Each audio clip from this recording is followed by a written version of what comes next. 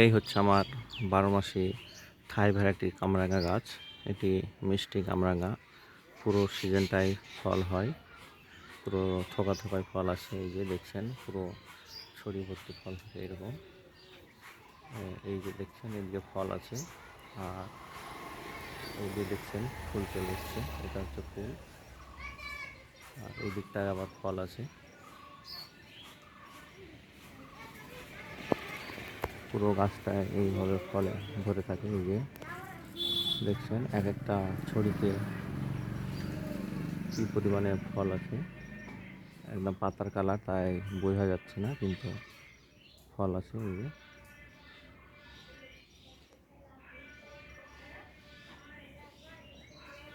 এই যে ফল দেখছেন,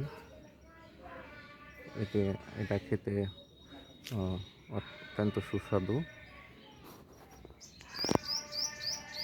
একদম টক নয়, খেতে খুব ভালো, পাকলে আরও মিষ্টি হয়, কিন্তু কাঁচাতেও খাওয়া যায়। হালকা হলুদ যখন হয় তখন প্রচুর রসালো হয় এবং প্রচুর মিষ্টি।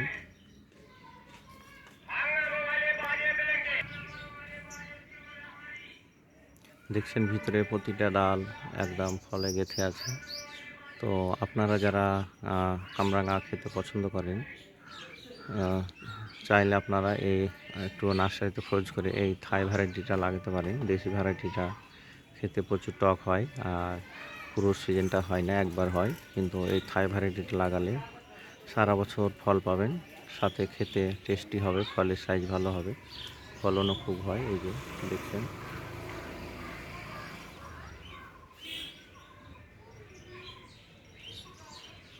এই যে ভিতরে এগুলো ফল।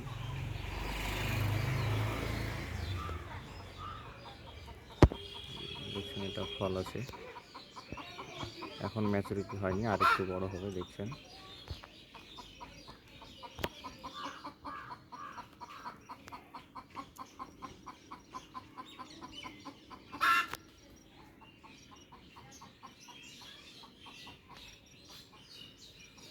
তবে এই যে দেখছেন এর বাইরে একটু একটু ফ্যাকাশে হয়েছে, এগুলো এগুলো খেতে খেতে পারা যাবে। আজকে দুই একটা পেড়ে পেড়ে দেখব। এই যে এগুলো দুই একটা পারবো। এটা যেহেতু গোটা বছর হয়, সেই জন্য দেখবেন যে কোথাও কাঁচা আছে, কোথাও আবার পাকতে শুরু হয়েছে, আবার কোন দিকে ফুল আসছে। এই যে এদিকটা দেখছেন পুরো ডগায় ডগায় ফুল চলে এসছে বাইরের পোর্শনটা।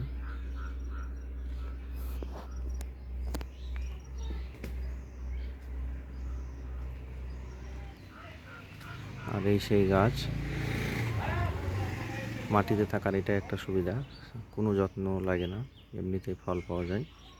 এই যে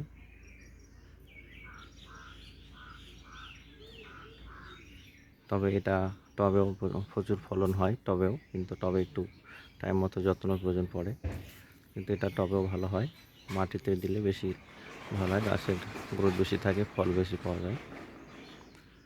আপনারা চাইলে টবে বা বাড়ির বাগানে এই থাই ভ্যারাইটি কামরাঙা চাষ করতে পারেন, দেখবেন প্রচুর ফলন পাবেন গোটা বছর।